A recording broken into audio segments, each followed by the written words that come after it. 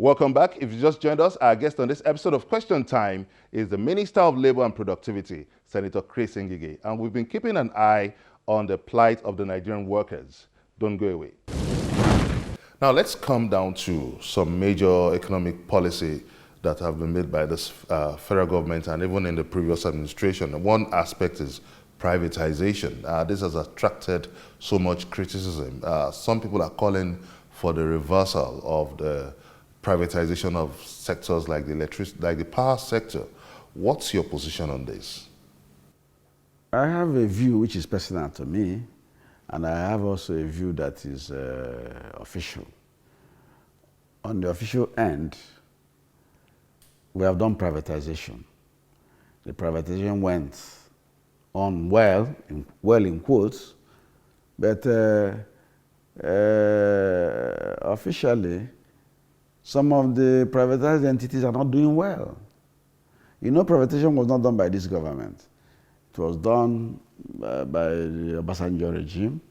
And I can tell you that in the Obasanjo privatization, only very few companies have succeeded. Companies owned by, taken over by Dangote, all breeding well. Indorama, that's LMA Petrochemical, is doing well, declaring dividends and giving federal government their own share of the dividends. They're making profits. Could it be that some of these privatization arrangements don't follow due process? Well, that's why I said it went well, and I put well in quotes. When the Senate committee on ad hoc committee led by Senator Lawan looked at that privatization exercise, they picked holes in some places that the things were not well done. They made their recommendations to the Senate, and the Senate transmitted the recommendations to the executive, because really it's an executive function. But before I left the 7th National Assembly, we didn't hear anything about them again. Then personally, as a person, I feel that a lot of the privatization companies, especially those in the power sector, are not doing well. And I feel very strongly that they do not even know what that exercise meant to Nigerians. You see, today, many people don't even know that what those people are holding is just 60%. They paid for 60% of those entities, those generating companies, and those distribution companies. All the transformers, all the poles, all the wires and stringing and that were done, all the injector stations that they own, that's what they paid for. And they paid 60%. So Nigerians, including me and you, will still own 40% there. And I've always said it to anybody who cares to listen, these people don't even understand. They are behaving like emperors. They are behaving like they are in a fiefdom. They are the fiefs. And we are the downtrodden and we don't have a say. Are you satisfied with the regulatory intervention of the National Electricity Regulatory Commission? They are supposed to regulate. Satisfied with their regulatory Of course I'm not. I'm not. That's why I'm saying. You know why I'm not? Like in my hometown, I had a burial for my father in January.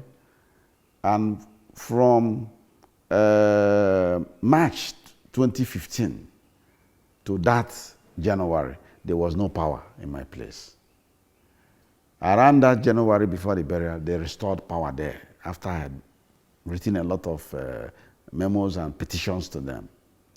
And immediately after the burial, they have taken away the power again.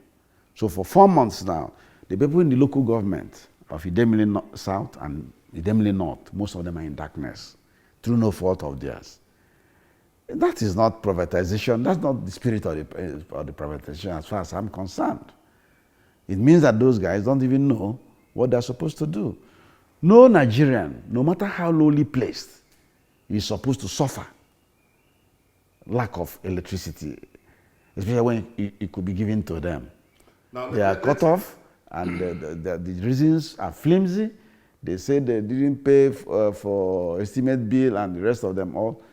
Some of the communities contribute money and paid, yet they're not a factor.